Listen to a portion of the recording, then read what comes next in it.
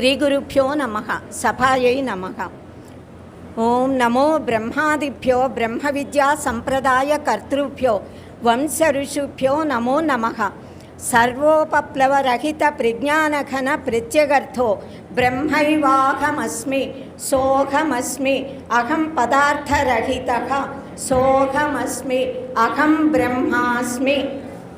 ఓం సహనావతు సహనౌ భునక్తు సహ వీర్యం కరవావహై తేజస్వినావధీతమస్తు మా విద్విషావహై. ఓం శాంతి శాంతి శాంతి. ఇవాళ నిజంగానే చాలా సుదినము.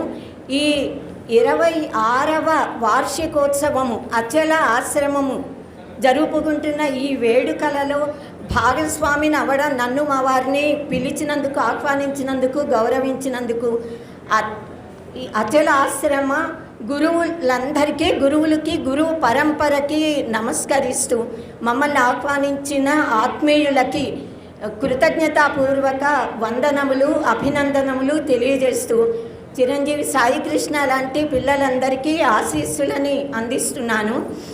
ఇవాళ ఈ అబ్బాయి నన్ను, అమ్మ ఆధ్యాత్మికమైన సభ గనక జీవుడు దేవుడు, అసలు మనం మరణించాక ఏమవుతుంది, ఈ జీవితం అంటే ఏమిటి, ఇలాంటి వాటిని గురించి చెప్తారా అని అడిగాడు.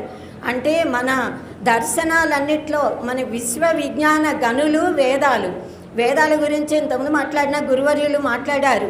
వేదంలో 3 భాగాలంతా కర్మకాండ, చివరి భాగము ఉపనిషత్తులు అంటే జ్ఞానకాండ, జ్ఞానాన్ని గురించి బోధిస్తాయి.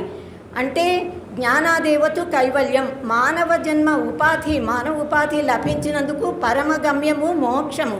మహర్షులు మనకి ధర్మ అర్థ కామ మోక్షం అనే 4 మానవులు సాధించవలసిన పురుషార్థాలు, ప్రయోజనాలు అని చెప్పారు. వాటిల్లో ధర్మాన్ని, మోక్షాన్ని ఇటు అటు పెట్టి మధ్యలో అర్థకామాలని ఉంచారు. అంటే ధర్మబద్ధమైన జీవితాన్ని గడుపుతూ ధర్మముతో అర్థాన్ని సంపాదించాలి. అర్థము అంటే ధనం మాత్రమే కాదు, ప్రయోజనం, జీవిత పరమ ప్రయోజనాన్ని సాధించాలి. కామము అంటే కేవలము కోరికలు కాదు, యజ్ఞయాగాది క్రతు ఆచరణలు, ధార్మికమైన క్రతువులు చేయాలనే కాంక్ష. ధర్మబద్ధంగా యజ్ఞయాగాది క్రతు నిర్వహణలు, నిత్య నైమిత్తిక కర్మలు చేస్తూ ముక్తి పొందడానికి ప్రయత్నించాలి. ముక్తి, మోక్షము అనంటే అది ఎక్కడి నుంచో వచ్చేది కాదు. జంతువునాం నరజన్మ దుర్లభమని మనకి ముక్తిను 100,000,000 జన్మ సుకృతై పుణ్యైర్వినా లభ్యతే అని అన్నారు. 7,000,000 మహామంత్రముల సారభూతమైన మంత్రాల జపము వలన, తపము వలన, శ్రవణ మనన నిధిధ్యాసన వలన కలిగిన జ్ఞానంతో మనిషి ముక్తుడవుతాడు. అయితే ఈ జ్ఞానం అంటే ఏమిటి, ఎలా సంపాదించాలి అన్న దానిని ఉపనిషత్తులు మనకు బోధిస్తున్నాయి. ఈ ఉపనిషత్తుల్లో చాలా ఉన్నాయి. అనంతావై వేదాహ అని అంటారు. ప్రతి వేద శాఖకి ఒక ఉపనిషత్తు ఉంటుంది కనుక అనంతమైన ఉపనిషత్తులు. కానీ వాటిల్లో 1180 ఉపనిషత్తులు ఉన్నాయన్నారు. 108 ఉపనిషత్తుల పేర్లను ముక్తికోపనిషత్తు చెప్పింది. వాటిల్లో 10 ఉపనిషత్తులకి జగద్గురువులు శ్రీ ఆదిశంకర భగవత్పాదులు భాష్యం రచించారు. ఈశకేన కఠ ప్రశ్న ముండ మాండుక్య తిత్తిరి ఐతరేయం చ ఛాందోగ్యం బృహదారణ్యకం తథానంటూ అవన్నీ ఇచ్చారు. వాటిలలో కఠోపనిషత్తులోని 5వ వల్లి, 6 వల్లీలు ఉంటాయి అందులో, అంటే భాగాలు. 5వ వల్లిలోని ప్రథమ ద్వితీయ మంత్రములు, వాటి అర్థాన్ని ఇవాళ మీకు చెప్దాము అనుకుంటున్నా. ఎందుకంటే మన సాయి అడిగినది నచికేతుడు అడిగినటువంటి ప్రశ్నకి సంబంధించిందే కనుక నచికేతుడి కథ మీ అందరికీ తెలుసునేమో, ఉపనిషత్తులు అధ్యయనం చేశారు కనుక అని అనుకుంటున్నా. కానీ సంక్షిప్తంగా చెప్పి ఆ 2 మంత్రాలు వాటి భావము మాత్రమే వివరిస్తాను. కఠోపనిషత్తు అంటే కాటక శాఖకి సంబంధించింది. ఉద్దాలక ఆరుణి ఆయన ఒక గొప్ప మహర్షి. ఆయనకి 2 కొడుకులు, శ్వేతకేతువు, నచికేతుడు. నచికేతుడు చిన్ని బాలుడిగా ఉండగా ఈయన తన తండ్రి గారు ఒక విశ్వజిత్ యాగం చేశారు. ఆ కాలంలో రాజులు బ్రాహ్మణులు కూడా చేస్తూ ఉండేవాళ్ళు. విశ్వజిత్ యాగం లక్షణం ఏమిటంటే యాగమంతా చేశాక తన దగ్గర ఉన్న సంపూర్ణమైన సంపద మొత్తం దానం ఇచ్చేయాలి. ఆ కాలంలో పాడి పంటలే కదా, మనకి ఇప్పుడున్నట్లుగా డబ్బులు ఇలాంటివి ఏమీ ఉండవు. వాళ్ళ తండ్రి గారు వాజశ్రవసుడు ఆయన పేరు. ఆ పేరు ఎందుకు వచ్చింది అంటే ఆయన తాతగారు, తండ్రి గారు, ఆయన ఉద్దాలకారుని అందరూ కూడా యాగములు చేసి విపరీతంగా అన్నదానాలు చేసేవారు. వాజము అంటే అన్నము, వాజం అంటే జ్ఞానం కూడా. అన్నదానం జ్ఞానదానం చేసేవారు కనుక వాజశ్రవసుడు అని పేరు. ఉషన్ హవై వాజశ్రవసహ అనంటూ కఠోపనిషత్తు ప్రారంభమవుతుంది. ఆయన దానమిస్తున్న గోవులుట వట్టిపోయిన ఆవులలాగా అలా ఉన్నాయిట. అది ఈ పిల్లవాడు నచికేతుడు చూసి ఏ పరమ మోక్షాన్ని గమ్యాన్ని పొందడానికి మా తండ్రి ఇంత గొప్ప యాగం చేశాడో, ఈ ఆవులను దానమిస్తున్నాడే ఆ ఫలం మా తండ్రికి లభించదు కనుక నేను శిష్యులలో గొప్పవాణ్ణి, తండ్రి మాటని పాటించే మంచి కొడుకుని, నేను కూడా మా నాన్నగారికి ధనమే కనుక నన్ను దానం ఇచ్చేస్తే మా తండ్రికి ఈ యాగ ఫలం లభిస్తుంది అనే భావంతో వాళ్ళ నాన్నగారి దగ్గరికి వచ్చి, తండ్రి నన్ను ఎవరికి దానం ఇస్తున్నారు అని అంటాడు. అంటే నాన్న అలా మాట్లాడకూడదు, వెళ్ళు అని అంటారు ఆయన. అలా 2 సార్లు అయ్యి 3వసారి గట్టిగా పిల్లవాడు అడిగితే నిన్ను యముడికి దానం ఇస్తున్నా అన్నారు. అంటే కోపంతో అని ఉండవచ్చు. కానీ ఈ బాలుడు నన్ను యమధర్మరాజుకే దానమిస్తారా, దానివల్ల మా తండ్రికి ఏం ప్రయోజనం, యమధర్మరాజు నన్నేం చేసుకుంటాడు, ఏం ప్రయోజనము, సరే ఏదైనా మా తండ్రి గారు మాట్లాడిన మాట జరగాలి అని తండ్రి దగ్గరికి వచ్చి నన్ను యముడి దగ్గరికి పంపించేయండి అని అడుగుతాడు. అడిగితే ఆయన తన తపో మహిమతో ఆ దేహంతో పిల్లవాడిని యమసదనానికి పంపించేస్తారు. ఎవ్వరూ కూడా మనం పార్థివ దేహంతో దేవలోకానికి వెళ్ళలేం కదా, కానీ నచికేతుడు వెళ్ళాడు. వెళ్ళేటప్పటికి యమధర్మరాజు ఇంట్లో లేడు. 3 రోజులు అయ్యాక 4వ రోజు ఉదయం యమధర్మరాజు తన ఇంటికి వచ్చారు. ఈ 3 రోజులు ఈ అబ్బాయి ఏమీ తినకుండా తాగకుండా నిద్రపోకుండా అలా నిరీక్షిస్తూ ఉన్నాడట. ఎందుకు, ఆయనకి తన తండ్రి ఇచ్చాడు కనుక తనని తాను యమధర్మరాజు యొక్క ఏమైనా అనుకోండి, వాళ్ళు అతిథి అనుకున్నారు, ఇతను బ్రహ్మోపదేశం కూడా రాలేదు, తండ్రి పంపిస్తే వెళ్ళాడు అంతే. కనుక నేను యమధర్మరాజు సొత్తుని ఆయన వచ్చేదాకా ఉండాలి ఆ భావంతోనే ఉన్నాడు. 3 రోజులయ్యాక యమధర్మరాజు వచ్చి అగ్నిలా ప్రజ్వరిల్లుతూ బ్రాహ్మీ తేజస్సుతో ప్రకాశిస్తున్న ఈ పిల్లవాడికి ఆతిథ్యం ఇచ్చి, నాయన నువ్వు 3 రోజులు నిరాహారుడివయ్యి నిద్ర లేకుండా ఉన్నావు కనుక 3 వరాలు ఇస్తాను కోరుకో అన్నాడు.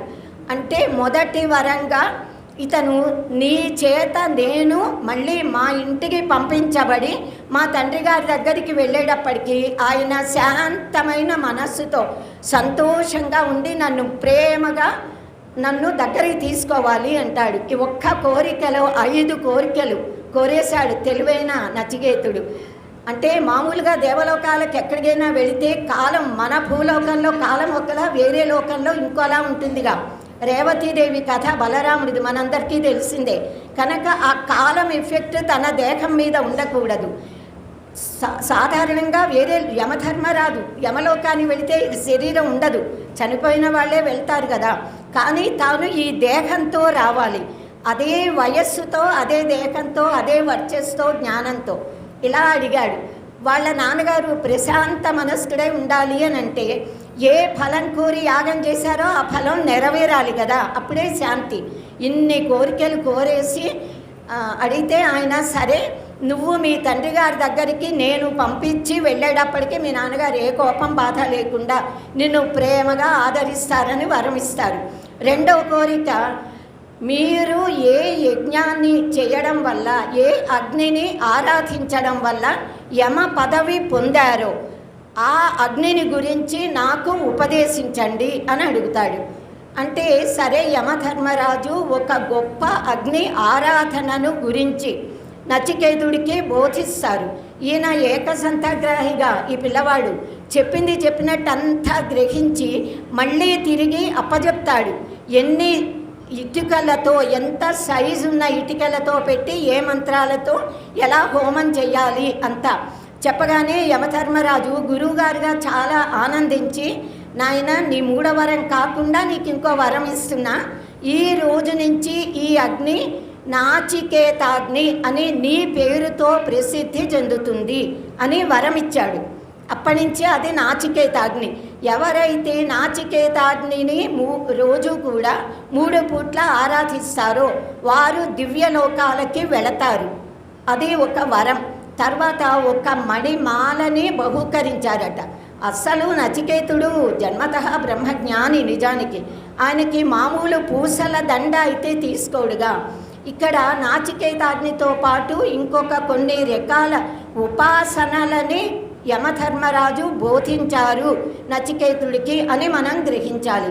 ఇంకా 2వ వరం అయిపోయిందిగా. 3వ వరం ఏం కోరుతాడు అని అంటే, ఇక్కడ అద్భుతమైనటువంటి ఒక కోరిక కోరుతాడు. ఏయం ప్రేతే విచికిత్సా మనుష్యే అస్తే చేకే నాయమస్తేతి చైకే ఏతద్ విద్యాం అనుశిష్టస్త్వయాహం వరాణామేష వరస్తృతీయః. మనుషులు చనిపోయిన తర్వాత ఉంటారు అని కొంతమంది, ఉండరని కొందరు అంటూ ఉంటారు. అస్సలు మరణించాక మనిషి ఏమవుతాడు, దాని గురించి నాకు చెప్పండి, ఇది 3వ వరము అని అడుగుతాడు. అడిగితే యమధర్మరాజే కాదు, ఏ గురువైనా లౌకికంగా కూడా ఏ శిష్యులైనా ఎంత గొప్పవారైనా బ్రహ్మ విద్యను బోధించమని గురువు దగ్గరికి వెళ్ళి అడిగితే వెంటనే ఎవ్వరూ చెప్పరు. ఆ శిష్యునికున్న అర్హత ఏమిటి అని సాధన చతుష్టయం ఉండాలి. అవన్నీ మీకు తెలిసిందే. అవన్నీ ఉన్నాయా లేవా అని పరీక్షించాక అర్హుడైతేనే బ్రహ్మ విద్య బోధిస్తారు. మనకు అన్ని ఉపనిషత్తుల్లో ఇది కనిపిస్తూనే ఉంటుంది. అలాగే నచికేతుడు 10 ఏళ్ల పసి పిల్లవాడు కదా, 10 ఏళ్ల లోపల వాడే. అయితే ఈ అబ్బాయికి నీకు చాలా దీర్ఘ ఆయుర్దాయం ఇస్తాను, భూమండలానికి చక్రవర్తిని చేస్తాను, అందమైన భార్యలని, మంచి పిల్లలని, ఎంతో ఆస్తిపాస్తులు, ఏనుగులు, గుర్రాలు, రథాలు, నాట్యగత్తెలు అన్నీ ఇస్తానని చెప్తాడు. అంటే నచికేతుడు నాకు అవేవి అక్కర్లేవు, తవైవ వాహాస్తవ నృత్య గీత అని అంటాడు. ఆ నృత్యాలు గీతాలు అన్నీ మీ దగ్గరే ఉంచుకో, నాకేమీ అక్కర్లా, నాకు కేవలము బ్రహ్మజ్ఞానమే కావాలి. ఆత్మకి ఏమవుతుంది, జీవుడు ఏమవుతాడు మరణించాక, దానినే చెప్పమని మళ్ళీ అడిగితే అప్పుడు చాలా ఆనందించి ఆయన ముందు నచికేతుడిని మెచ్చుకుని చాలా అభినందిస్తారు. నాయన, లక్షలలో కోట్లలో ఏ ఒక్కరికో ఈ బ్రహ్మ జిజ్ఞాస అనేది కలుగుతుంది. జీవుడికి అసలు ఏమవుతుంది, ముక్తి అంటే ఏమిటి, జీవిత గమ్యం ఏమిటి, మరణించేది ఏది, మరణించాక ఏమవుతుంది, ఇది తెలుసుకునే జిజ్ఞాస కలగడమే కోటి జన్మల అదృష్ట ఫలం అని శ్రేయోమార్గం ప్రేయోమార్గం అనే 2 మార్గాలున్నాయి. సర్వసాధారణంగా మానవులందరూ శ్రేయోమార్గాన్ని ఎన్నుకుంటారు, శ్రేయోమార్గాన్ని ఎన్నుకోరు, ప్రేయోమార్గాన్ని ఎన్నుకుంటారు. శ్రేయస్సుని కోరుకోవాలి. శ్రేయస్సు అంటే పరమ గమ్యాన్ని చేరటం. ఇప్పుడు ఆచరించడానికి కొద్ది కష్టంగా, బాధగా, చీకటిగా అనిపించిన అనంతమైన జ్ఞానంలో, వెలుగులో ప్రకాశించేది. ఉదాహరణకు అర్థమయ్యేలా చెప్పాలంటే, ఒక 5-6 ఏళ్ళు కష్టపడి చదివితే, పిల్లలు పరీక్షలు పాస్ అయితే, మంచి ఉద్యోగాలు వస్తే చాలా గౌరవప్రదమైన జీవితం అంతా 100 ఏళ్ళు గడుపుతారు. ఈ 5-6 ఏళ్ళు సుఖాలకి, సినిమాలు, షికార్లు అని సమయం వృధా చేసి చదువుకోక, డిగ్రీలు లేక, ఉద్యోగం లేక జీవితంలో అవమానము, పోనీ అవమానం లేకపోయినా గౌరవాదరాలు ఉండవు, ఆనందం ఉండదు, జీవిత ఫలప్రాప్తి ఉండదు కదా. ఇది ప్రేయో మార్గం. కనుక నువ్వు శ్రేయో మార్గాన్ని ఎన్నుకున్నావు అని మెచ్చుకుని అతనిలో సాధన చతుష్టయం అంటే నిత్యానిత్య వివేకం ఉంది, ఇహ అముత్ర ఫల భోగ విరాగం ఉంది. ఆ అబ్బాయిలో స్వర్గ సుఖాలు అక్కర్లేదన్నాడుగా. శమదమాది షట్క సంపత్తి ఉంది. ఎందుకు 3 రోజులు తిండి నిద్ర లేకుండా ఉండగలిగాడు. తీవ్ర ముముక్ష ఉంది కనుకే ముక్తి గురించి అడిగాడు. అర్హుడైన శిష్యుడు కనుక యమధర్మరాజు ఇప్పుడు బ్రహ్మ జ్ఞానాన్ని ఉపదేశించారు నచికేతుడికి. బ్రహ్మ గురించి తర్వాత ఇంకా అన్ని వల్లీలలో ఆ మొత్తం బ్రహ్మతత్వాన్ని పరమ అద్భుతంగా చెప్పారు.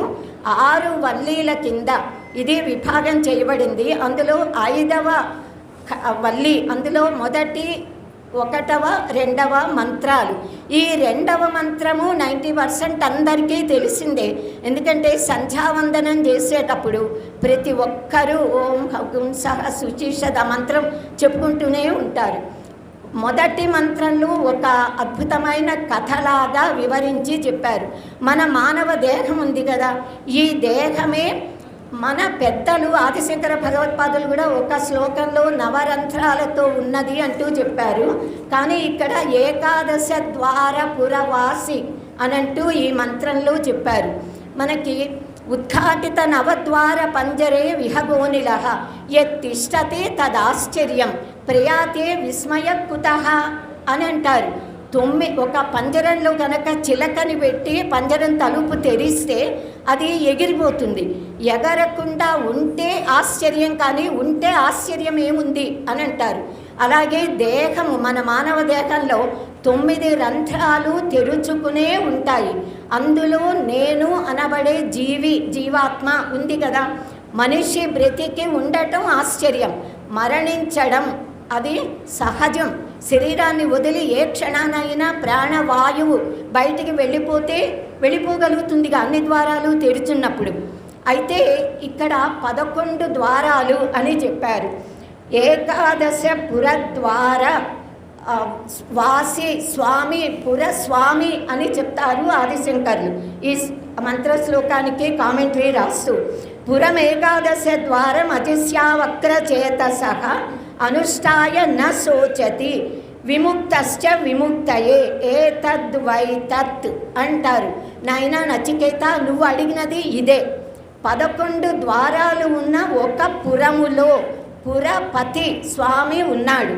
ఆ పురము అనేది మన దేహం, మన శరీరం అనే 11 ద్వారాలు ఉన్న దేహంలో యజమాని నేను అనబడే జీవాత్మ అనబడే జీవుడున్నాడు. ఆ జీవుడే పరమాత్మ, అహం బ్రహ్మాస్మి అనే జ్ఞానం కలగాలి తత్వమసి వాక్య ఉపదేశం వల్ల. ఇప్పుడు ఈయన చేస్తున్నదే తత్వమసి వాక్య ఉపదేశము. ఏతద్వైతత్ అన్నారు, అదే నువ్వు.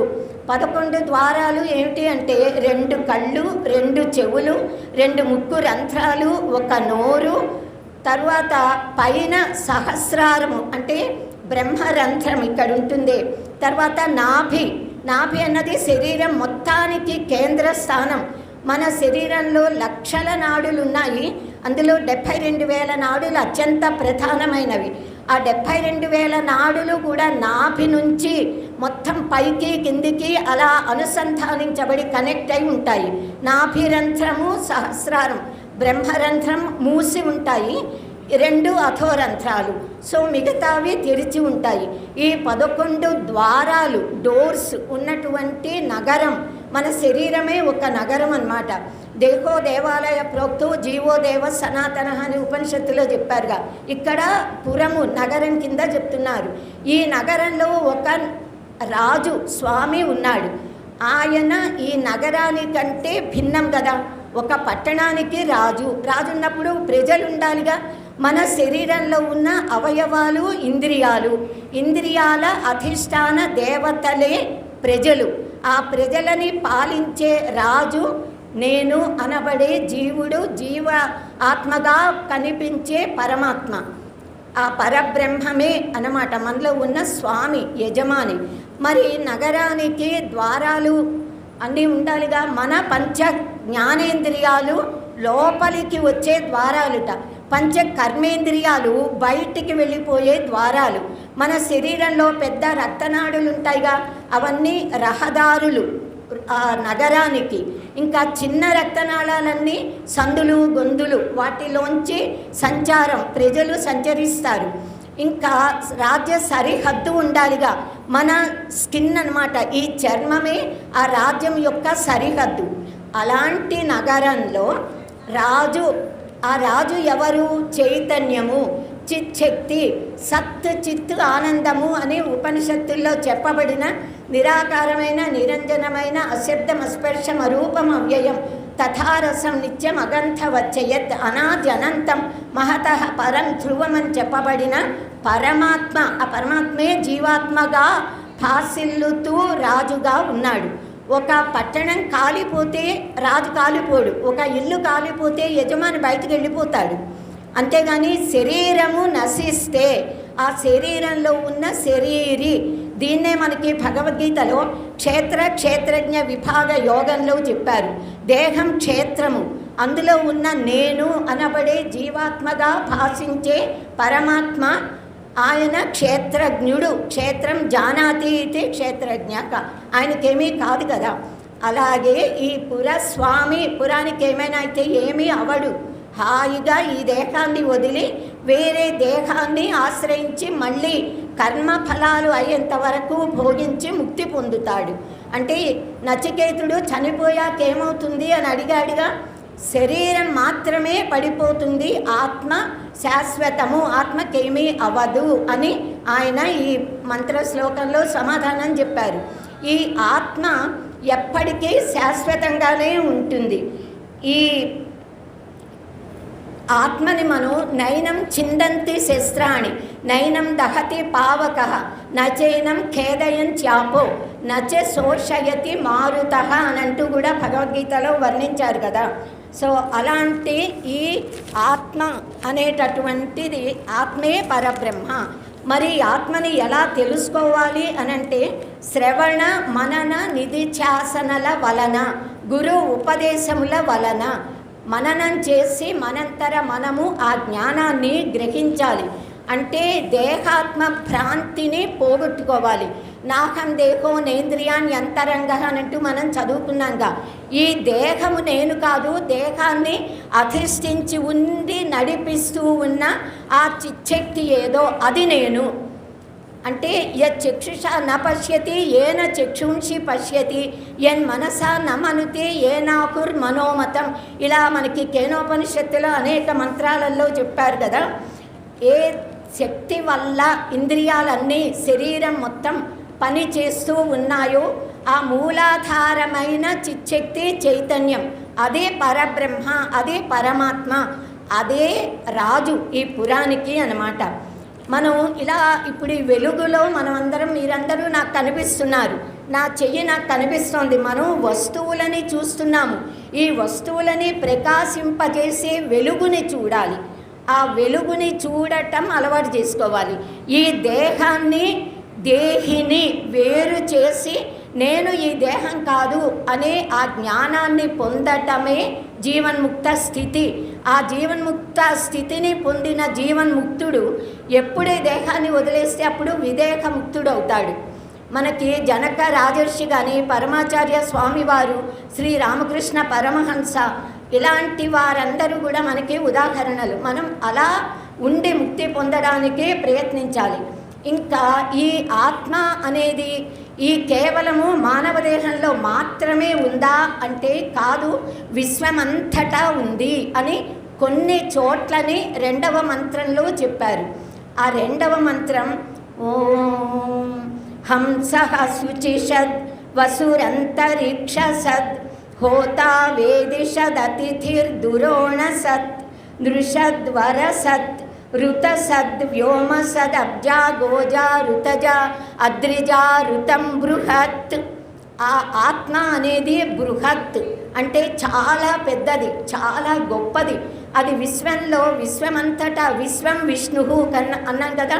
అంటే ఆ పరమాత్మ విశ్వరూపంలో జీవులుగా, మానవులుగా, పశు పక్ష్యాదులుగా స్థావర జంగమాత్మకమైన జగత్తుగా కనిపిస్తున్నాడు. మారాడు అనంటే అది పాలు పెరుగు మారినట్టుగా మారడం. అలా పరమాత్మ మారిపోలేదు, ఉన్నది భిన్నంగా కనిపిస్తోంది. వివర్తము అంటారు ఆదిశంకర భగవత్పాదులు. అంటే ఉన్నదొక్కటైతే అజ్ఞానం వల్ల మనకి వేరేలా కనిపిస్తోంది. చీకటిలో కనువెలుగులో తాడును చూసి పాము అనుకున్నట్లుగా సర్పరజత భ్రాంతి, సుక్తి ఆలుచిప్పని చూస్తే అది వెండిలా కనిపిస్తుంది. సుక్తి రజత భ్రాంతి అంటారు. స్థాను పురుష భ్రాంతి, ఒక పెద్ద దుంగని కానీ ఓ స్తంభాన్ని చూసి మనిషేమో అని భ్రమపడతాము. అలా ఈ విశ్వాన్ని నిజంగా పరమాత్మ, కానీ దాన్ని విశ్వముగా జగత్తుగా భ్రమపడుతున్నాము. ఎప్పుడైతే అజ్ఞానం, గురూపదేశం వలన అజ్ఞానం పోయి జ్ఞానం కలుగుతుందో నేను అనే సత్యం భాషిస్తుంది అని చెప్తారు. ఈ మంత్రంలో ఆ పరబ్రహ్మ ఎక్కడెక్కడ ఎలా ఉన్నాడు అన్నది చెప్పారు. హంసః అనంటే, హంస అంటే మామూలుగా మనకి ఒక పక్షి విశేషం. అన్ని పక్షుల్లోకి చాలా గొప్పది హంస, చాలా అందమైనది నెమలి, ప్రత్యేకమైనవి. ఈ రెండు పక్షులు మొత్తం పక్షులలో గరుడ పక్షి కూడా విష్ణుమూర్తికి వాహనమైంది గనక హంసకి నీరక్షీరే గృహీత్వా అని అంటాము. పాలు నీళ్లు కలిపిస్తే నీళ్లు వదిలేసి పాలు మాత్రమే తాగగల శక్తి ఈ సృష్టిలో కేవలం హంసకి మాత్రమే ఉంది. అంటే సత్తు ఏది అసత్తు ఏది అనే వివేకం చేయగల ప్రజ్ఞ, ఆత్మానాత్మ వివేక జ్ఞానము కలిగిన పక్షి హంస. కానీ ఇక్కడ హంస అంటే సూర్య భగవానుడు అనే అర్థంలో ఈ మంత్రంలో ఇచ్చారు. హంసః శుచిషత్ అనంటే ఆకాశంలో సూర్యనారాయణ స్వామి రూపంలో పరమాత్మ కనిపిస్తున్నాడు. అంతరిక్ష సద్, అంతరిక్షంలో వసువులు అనంటే అష్టవసువులు, వసువు అంటే వాయుదేవుడు.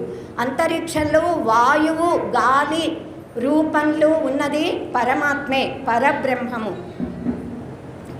హోత వేదిషత్ అంటే హోతానంటే హోతా అధ్వర్యు, ఇలా యాగం చేసే నలుగురు ఉంటారు కదా, ఒక్క నిమిషంలో ఆపేస్తా అయిపోతుంది. సో ఆ యజ్ఞకుండంలో ఉన్న అగ్ని రూపంలో ఉన్నది కూడా పరబ్రహ్మమే. నృష అంటే నృణాతి సర్వం స్వవశమితి నరక, సర్వ మానవుల రూపంలో ఉన్నది పరమాత్మే. ఇంకా వరసత్ అంటే వరుడు శ్రేష్ఠుడు, శ్రేష్టమైన జీవులు దేవతలుగా ఉన్నది కూడా పరబ్రహ్మమే. ఋతసత్, ఋతము అంటే సత్యం, శాశ్వత సత్యాలు. ఏ సత్యం వల్ల సృష్టి ఇలా నిలిచి ఉండి సూర్యచంద్రులు ఉదయాస్తమాలు చెందటం, సృష్టి ఋతువులు రావడం ఉందో అది దాని రూపంలో ఉన్నది కూడా పరబ్రహ్మమే. వ్యోమసత్ అంటే ఆకాశం, వ్యోమ అంటే ఆకాశంలో ఉన్నది పరమాత్మే. అప్పు అంటే జలములు, నీటిలో పుట్టిన సర్వప్రాణిగా ఉన్నది కూడా పరమాత్మే. ఇలా అద్రిజ, ఋతజ అని అన్ని రకాలుగా ఈ సృష్టిలో విశ్వంలో ఉన్న సర్వ ప్రాణి కోటిలో ఉన్నది ఆ బ్రహ్మమే, ఆ పరమాత్మే అని నచికేతుడికి యమధర్మరాజు బ్రహ్మ జ్ఞానాన్ని గురించి బోధించారు. మనిషి మరణించాక ఏమవుతుంది అంటే మనిషికి మరణం అనేది లేదు, దేహానికి మరణము ఆత్మకు కాదు అని ఆయనకు బ్రహ్మజ్ఞానాన్ని ఉపదేశించి మళ్ళీ తిరిగి వాళ్ళ తండ్రి గారి దగ్గరికి పంపించారు.